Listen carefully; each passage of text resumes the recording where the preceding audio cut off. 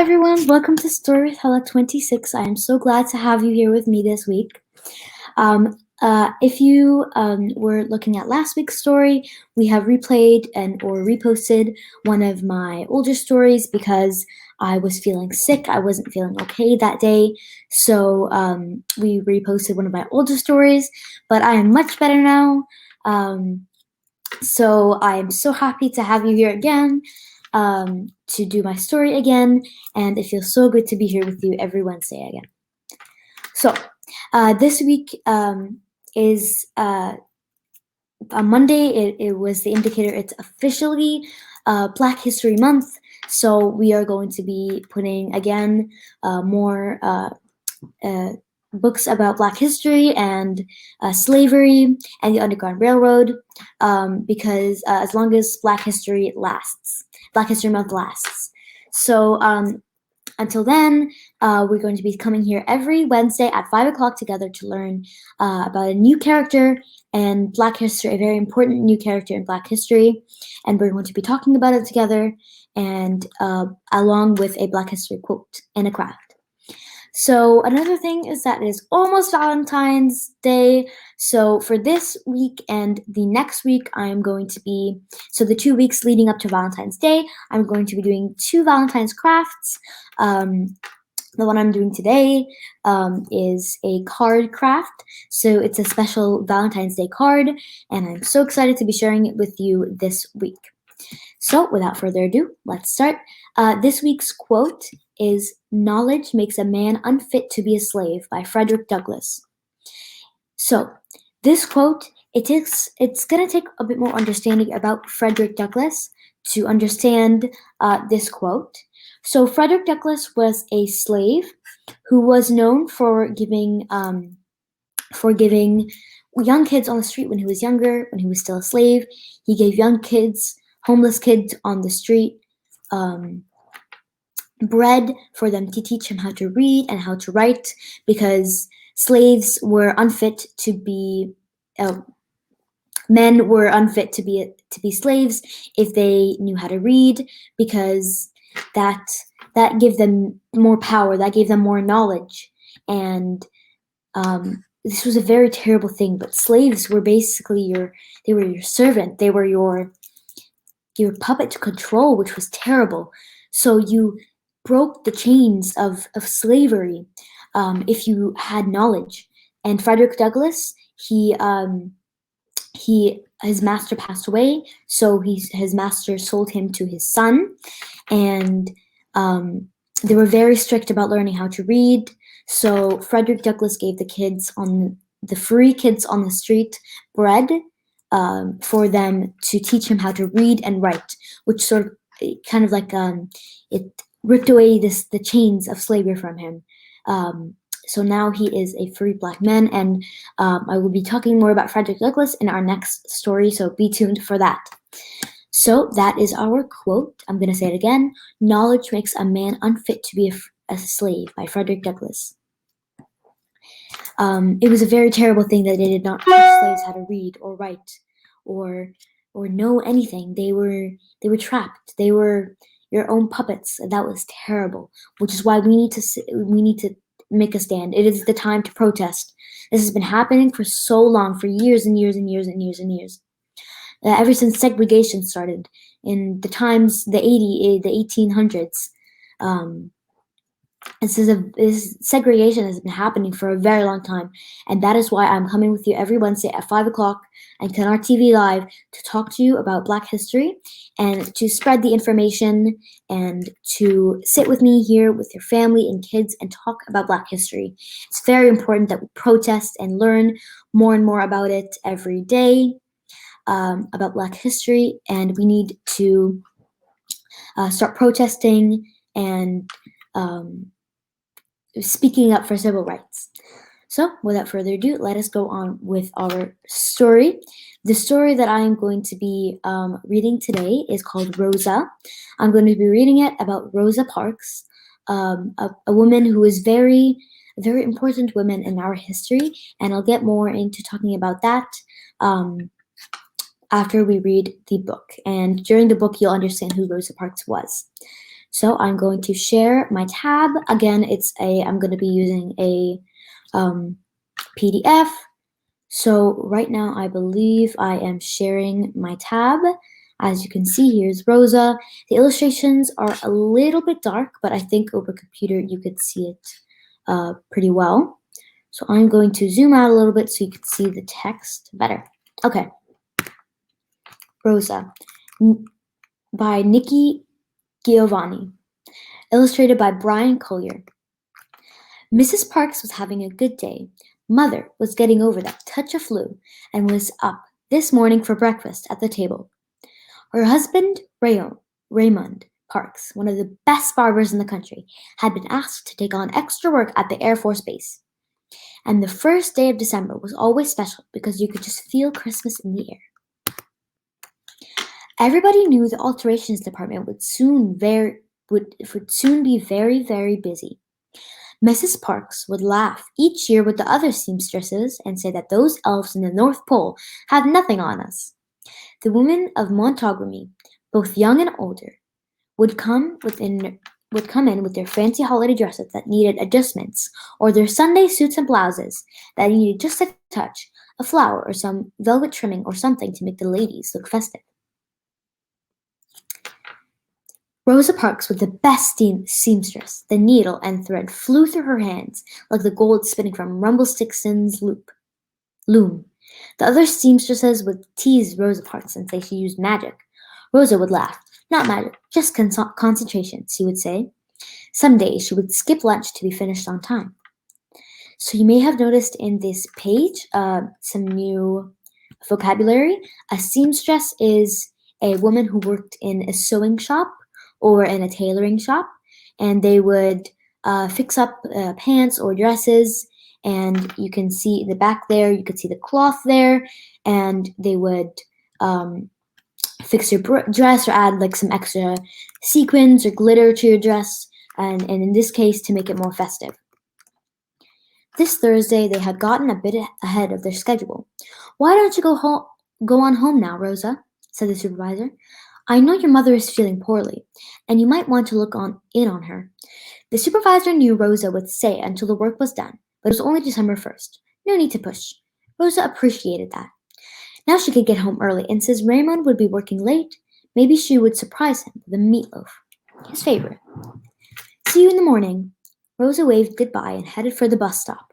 She fiddled in her pocket for the dime so that she would not have to ask for change. When she stepped up to drop her fare in, she was smiling in anticipation of the nice dinner she would make. As was the evil custom, that she then took off the bus and went to the back door to enter the bus from the rear. Rosa saw that the section reserved for blacks was full, but she noticed the neutral section, the part of the bus where black or whites could sit, had free seats. The left side of the aisle had 2 seats, and on the right side a man was sitting next to the window. Rosa decided to sit next to him. She did not remember his name, but she knew his face. His son, Jimmy, came frequently to the NAACP Youth Council affairs. They exchanged pleasantries as the bus pulled away from the curb. Rosa settled for her sewing bag and her purse near her knees, trying not to crowd Jimmy's father. Men take up more space, she was thinking as she tried to squish her packages closer. The bus made several more stops, and the 2 seats opposite her were filled by blacks. She sat on her side of the aisle daydreaming about her good day and planning her special meal for her husband.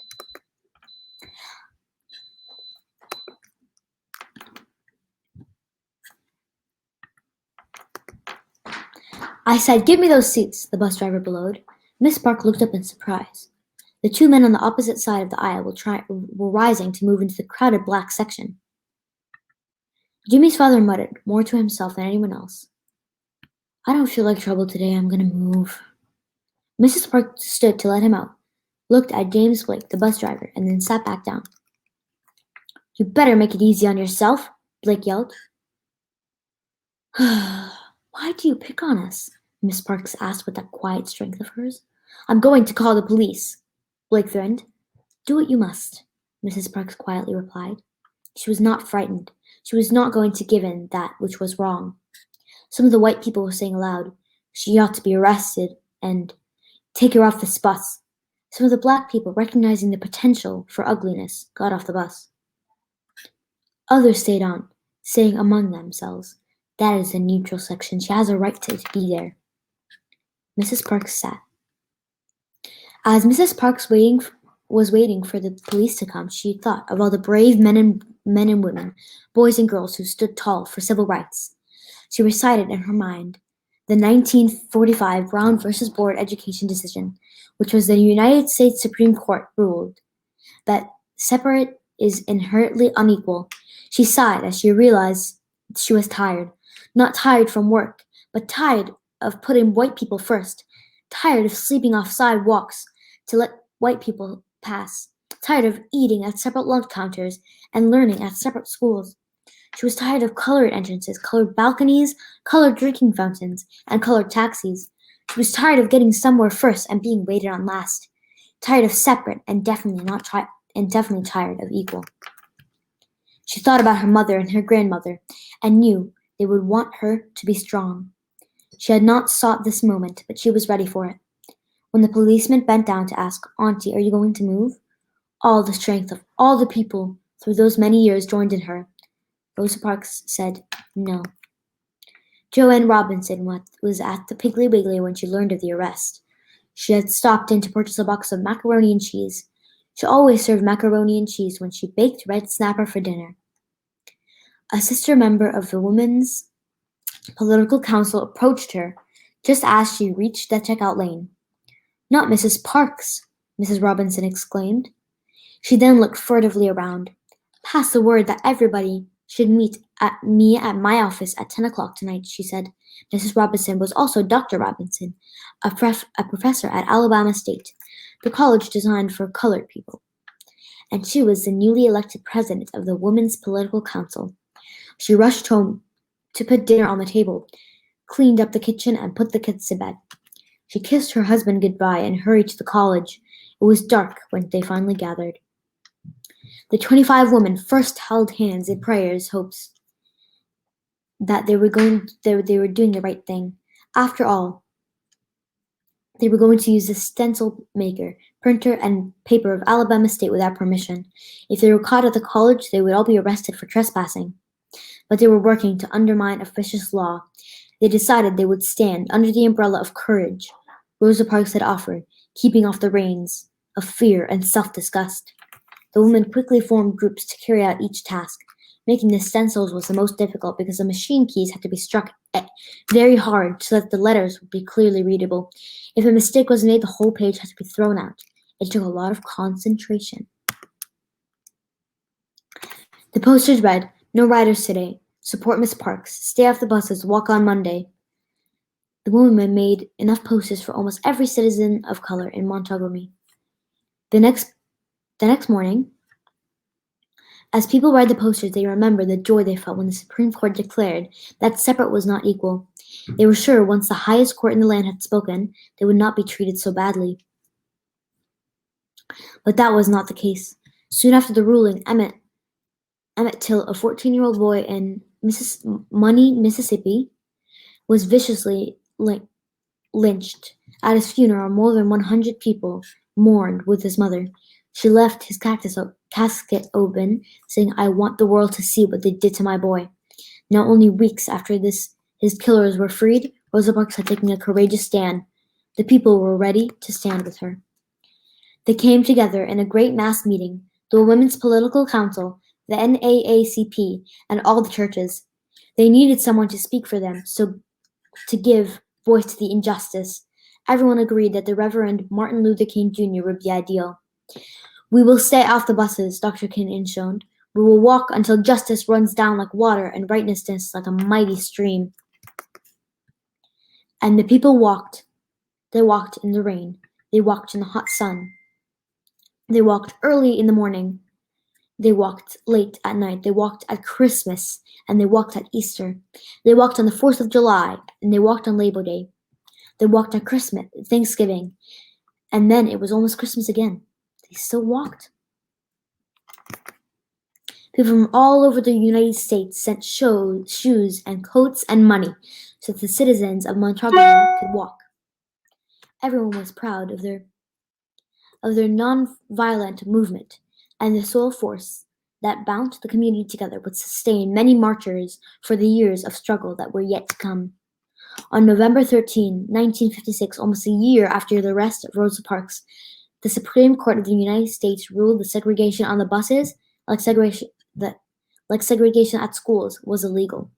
Segregation was wrong. Rosa said no, so that the Supreme Court could remind the nation that the Constitution of the United States was making no provision for the second-class citizenship. We are all equal under the law, and we are all entitled to this protection. The integrity, the dignity, the quiet strength of Rosa Parks turned her no into a yes for change. The end. When I think of this book, when you read the words, it is powerful. It's powerful because we're all tired of this. We're tired. Segregation and racism, it's wrong. It's disgusting. It's so wrong. Why? And in one of the books you would notice, she was tired of balconies, separate balconies, tired of separate buses, tired of separate water fountains. Drinking fountains.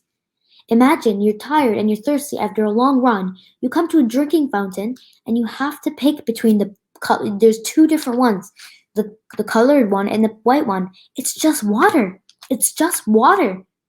That is just disgusting when I think about it. Segregation and racism, it's wrong. It's so wrong, which is why we all need to learn about Black history. We need to educate everyone. We need to educate our neighborhood, our community, so that we can create a better community for Blacks, and so that we can create a better educated community where everyone is equal. So I really believe that segregation is really wrong, and we all need to speak up about it. We all need to protest about it, and we need to tell everyone we know about it. Rosa Parks, why do you think she said no? She could have moved off the bus. She could have moved off the bus and saved herself from being arrested. From being arrested for sitting in the neutral section, which she has a right to sit there. It's not like she was sitting in the white section. And even that was wrong because it was terrible segregation. But they even made a neutral section where whites and Blacks could sit, yet she was still arrested in the neutral section where she was supposed to be sitting. Why do you think she said no? She could have spared herself being arrested for a very long time. But she said no because she was tired of segregation, because she thought of all those women and men who sacrificed their lives and sacrificed a very long time to stand up for segregation, to stand up for civil rights. So it is very important that we all stand up too. We all need to start protesting, and we all need to spread the word, because this is very, very important. And I know you've noticed that I've said spread the word, protest so many times, but it's because when I think about segregation, it's disgusting. I'm sure so many people are sick and tired of it. So be sure to think about this book a lot and think about the quote and spread the word. So right now we are going to be starting on our Valentine's Day craft, which I am very excited about. We're going to be making a special type of card. For this card, it's going to need some extra carefulness. Like most cards, you could probably put it on the table, or you could really bring it anywhere with you. But for this specific card, you're going to have to be extra careful with it because it's not a very durable card. So what you're going to need for this card is you're going to need some sequins or glitter. This is optional, but it would really, it's like you would really need it for this craft to really make it, kind of spice it up and make it really nice. So you're going to need some sequins or glitter or some just colorful stuff that you can put. You're going to need some hand sanitizer. You're going to need a Ziploc bag, and I think you can kind of put two and two together from these materials. You're going to need some tape, some scissors, and some permanent markers or Sharpie markers. For these ones, you're going to need to, you could just use black, but to make it extra nice, you want to put an extra effort for the person you're giving this card to. So for these, I'm going to be using red, green, blue, and silver, a silver marker, along with black. So it really adds a bunch of color to this craft. So what you're going to need, another thing, is some construction paper. Preferably red, but you can also do pink. But since it's the Valentine's Day card, I picked red. So I already did this in advance, so I could save some time. But you're going to want to cut a heart through the paper, and I think you can kind of tell what we're doing here. So you're going to have to cut a heart in it. So you have like a little window, sort of. And now we're going to take the plastic bag and we're going to fill it with hand sanitizer. So I'm sure you've seen one of these crafts. My friend made it for our teacher once for Valentine's Day, and I thought it was just a really good craft. And it took a lot of time.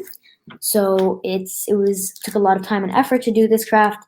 So we're going to be doing that right now. What you're going to need to do is fill up your plastic bag with a bunch of hand sanitizer. I'm going to put it in here. And you could also use water or soap or something like that. But just for this craft, I wouldn't recommend using water because it could sort of leak out and you don't want to get the paper wet or anything like that. But when it comes to hand sanitizer, not that much air will get trapped in here, and also it just creates a better texture for when you're outside of the bag and you're looking down at the hearts. So I put in some hand sanitizer right now. Here it is. This should be enough. I might add just a little bit more of hand sanitizer just to make it extra nice. And you're going to have to use a lot of hand sanitizer for this, but it's worth it if the person you're giving it to is someone who really is a very meaningful person to you. And I'm sure now because of COVID, we have a lot of hand sanitizer around. So that is also something good. So I have some sequins over here. These are some Christmas sequins, but don't tell anyone that they're not Valentine's Day sequins. I'm a little off season here, but whatever. I'm going to grab some of the sequins or glitters. You could also definitely use glitter for this. And the glitter would actually look very pretty. But I'm just picking sequins right now. And you know what? Who cares if they're Christmas sequins? They're still nice. There's still some stars inside there. And it'll still look extra pretty and like decorated and nice. So we're going to put in all our sequins here. And we're going to kind of move them around a little bit later. And I am going to be picking mostly the star ones. I like these ones. So we're going to be putting our sequins. And make sure to get all the air out because if there's a lot of air inside, it has a higher chance of getting pops, and we do not want that.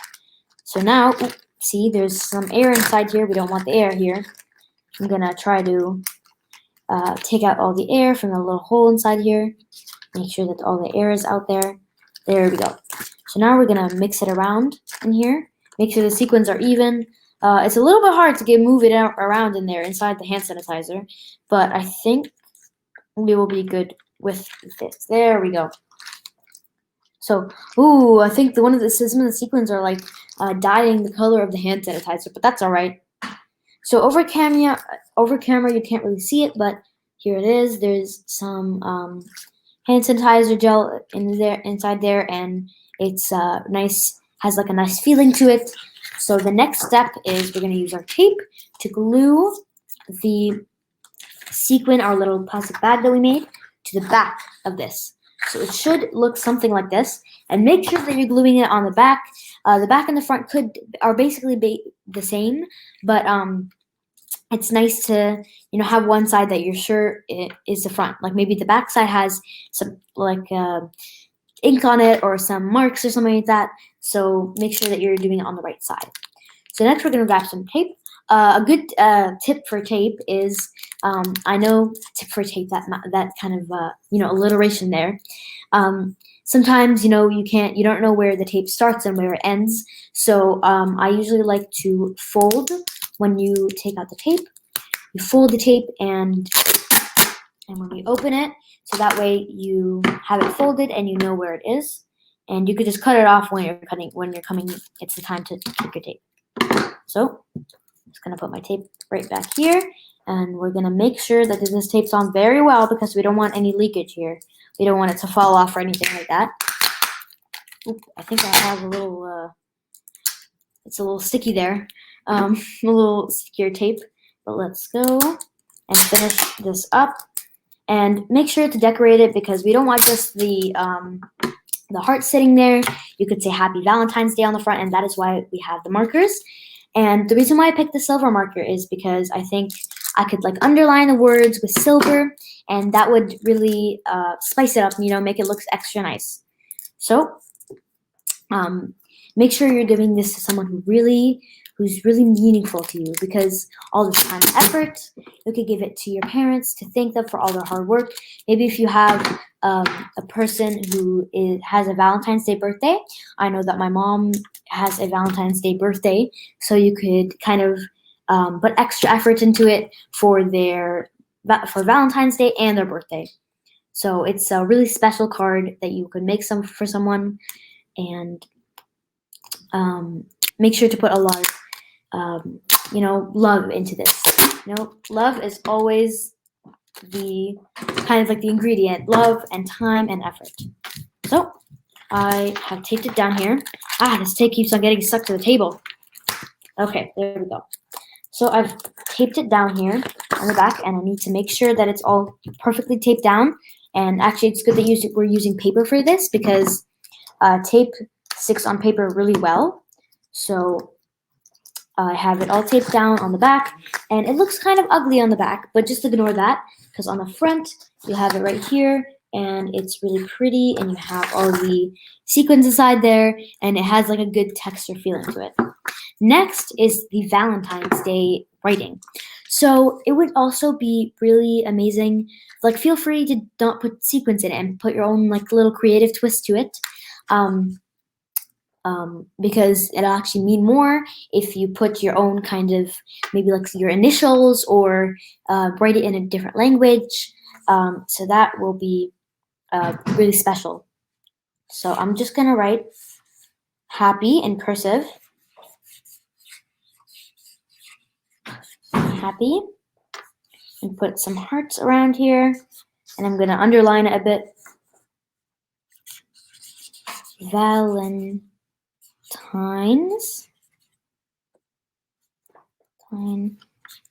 Day. And put a little exclamation mark here, and we're going to have to put a lot of hearts around here. So I'm going to color some blue in here. Some blue, and of course you could put, since our time is sort of running out here and the show, I'm just trying to go quickly. But if you're doing this and you have all the time you need, be sure to put extra effort into it, so it would be really special for the person you're giving it to. So right now I'm grabbing my silver marker, and this really comes in handy to put like maybe some little bit silver here and there, maybe outline some of the letters in silver, some of the hearts, and it just makes it really special and adds that nice feel to it. So this is how it looks like at the end. You could, like I said, feel free to put your own twist to it. You don't have to do exactly what I did. Maybe put little toys inside there, maybe inside the sanitizer and inside your little window over here, or just make it really special. So this is how the card should look like at the end, and this would be a very beautiful card to keep as a keepsake. And so this is how it looks like, and it's a very special card to give to someone. So we are near at the end of our time here. So I enjoyed so much being with you here in this week's Story with Hala 26. I really had a lot of fun with this craft, and make sure to have a happy, good Valentine's Day, and put a lot of effort and meaning into the gifts you're going to give to someone. So that is the end of our Story with Hala. I hope you all enjoyed this as much as I did. Remember to maybe look at the story with your kids or with your family, so you could read it together and talk about Black history together with me every Wednesday at 5 o'clock. Be sure to subscribe and like this video if you want more episodes of Story with Hala every Wednesday at 5 o'clock, and you could join me and we could learn about Black History Month together. So let us say goodbye right now. I had so much fun being with you here, and I hope you all have a good week. Goodbye.